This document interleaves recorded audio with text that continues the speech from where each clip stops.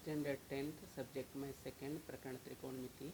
एक समकोण त्रिभुज बनाया, ये 90 अंश है तो इसके सामने का कर्ण हुआ, इसको थीटा लिया तो सम्मुख हुआ, ये संलग्न हुआ तो साइन थीटा पता है, सम्मुख बटे कर्ण यानी ए बी बटे ए सी, कास थीटा संलग्न बटे कर्ण यानी बी सी बटे ए सी, टैन थीटा सम्मुख बटे संलग्न यानी ए बी बटे B C.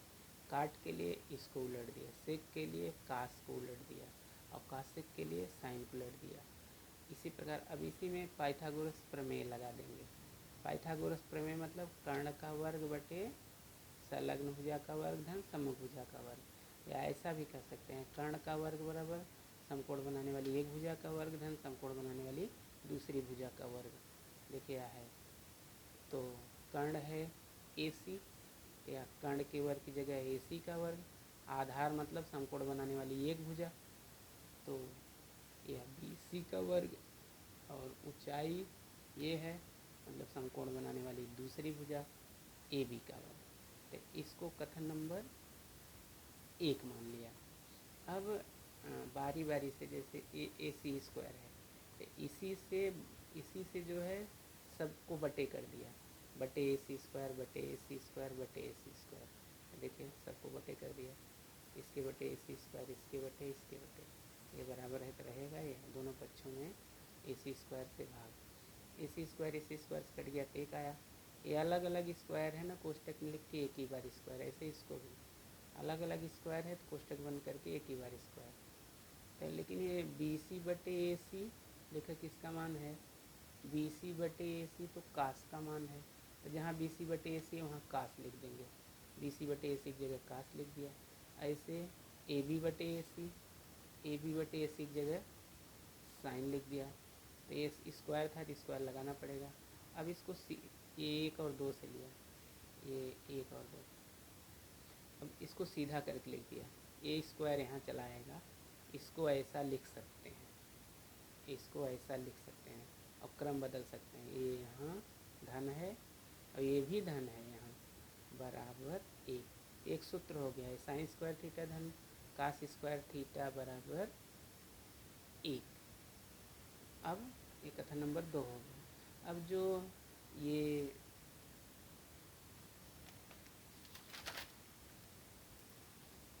Sine square theta धन कास स्क्वायर थीटा बराबर 1, यही हम लोगों ने अभी निकाला।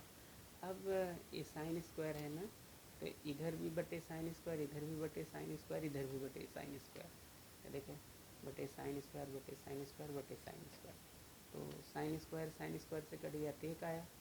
और एक कास बटे साइन है तो उसकी जगह काट लिख सकते हैं, ये सूत्र है, ऐसा सूत्र पढ़े आप, काट थीटा बराबर कास थीटा बटे साइन थीटा। तो जब स्क्वायर करेंगे तो दोनों स्क्वायर हो जाएगा, या कास स्क्वायर धन साइन स्क्वायर की जगह क्या लिख दिया, ये देखिए ये यहाँ है, यहाँ स्क्वायर है तो यहाँ भी स्क्वायर हो जाएगा, तो इसकी जगह क्या आ गया काट स्क्वायर।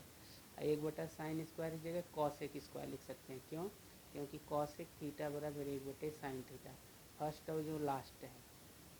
अब एक ही सूत्र बन गया है, 1 प्लस काट स्क्वायर बराबर कॉसेक स्क्वायर, ये एक, ये काट स्क्वायर, ये कॉसेक स्क्वायर।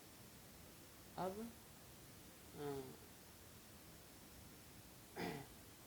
फिर से वही साइन स्क्वायर थीटा धन कास स्क्वायर थीटा बराबर 1, उस बार साइन से भाग दिए थे, अब इस बार कास स्क्वायर से, तथा इधर भी कास स्क्वायर बटे इधर भी और इधर भी, तो साइन बटे कास को टैन लिखते हैं, ये सूत्र पता है, टैन बराबर साइन थीटा बटे कास थीटा, जब स्क्वायर है तो टैन का भी स्क्वायर हो गया, ये तो दोनों सेम है कट के 1 हो गया। अब सेक बराबर 1 बटे कास होता है, या 1 बटे कास, जब ये स्क्वायर है तो ये भी स्क्वायर हो जाएगा, तो 1 बटे कास स्क्वायर की जगह सेक स्क्वायर। अब इसको सीधा करके लिख दिया 1 टैन स्क्वायर, इसको लेफ्ट साइड या राइट साइड को अदल बदल के लिखते हैं तो चिन्ह नहीं बदलता, जो चिन्ह रहता है वही रहता है, तो ये चौथा सूत्र हो गया। अब पहला फिर से देखिए, साइन स्क्वायर थीटा धन कास स्क्वायर थीटा बराबर 1, ये साइन स्क्वायर थीटा बराबर एक, अभी ये छूटा था, ये प्लस है लेफ्ट में तो आया माइनस का स्क्वायर हो गया। ये स्क्वायर है, स्क्वायर हटा के लिखेंगे तब इसको करड़ी में लिखना पड़ता है, यानी वर्गमूल लेने पर। तो अगर कास का मान दिया है और साइन का मान चाहिए तो ये सूत्र लगा देते हैं, और इसमें भी मान रखेंगे तो भी आएगा। कास दिया है और साइन पूछा है। इसी प्रकार ये इस बार कास स्क्वायर बराबर 1 लिखा तो ये साइन स्क्वायर छूटा है, इधर आया माइनस साइन स्क्वायर हुआ। अब दोनों तरफ का वर्गमूल लेंगे, इसका वर्गमूल लिया तो स्क्वायर हट गया, इसका वर्गमूल को एक करड़ी में लिखना पड़ेगा, यानी साइन का मान दिया है और कास पूछा है तो ये सूत्र लगाएंगे। जो अपना 1 प्लस काट स्क्वायर बराबर कोसेक स्क्वायर था, 1 प्लस काट स्क्वायर बराबर कोसेक स्क्वायर, तो उसको ऐसे भी लिख सकते हैं। एक कोसेक स्क्वायर है ना, तो हमें कोसेक चाहिए तो वर्गमूल लेना पड़ेगा। तो देखो कोसेक स्क्वायर का वर्गमूल कोसेक थीटा, और इसको करड़ी में लिख दिया इधर, यानी काट का मान दिया है और कोसेक का चाहिए तो ये सूत्र लगाएंगे।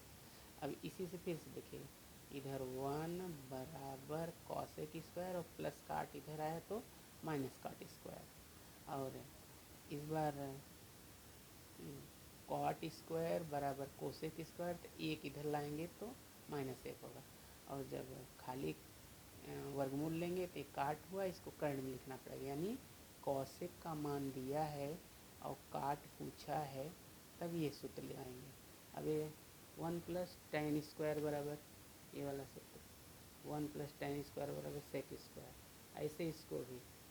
तो हमें सेक दोनों तरफ का वर्गमूल लेंगे तो इसको करने में लिखा और सेक स्क्वायर का वर्गमूल सेक थीटा। और या तो इसको ऐसे भी लिख सकते हैं, एक बराबर सेक स्क्वायर और प्लस टेन इधर आया तो माइनस टेन स्क्वायर।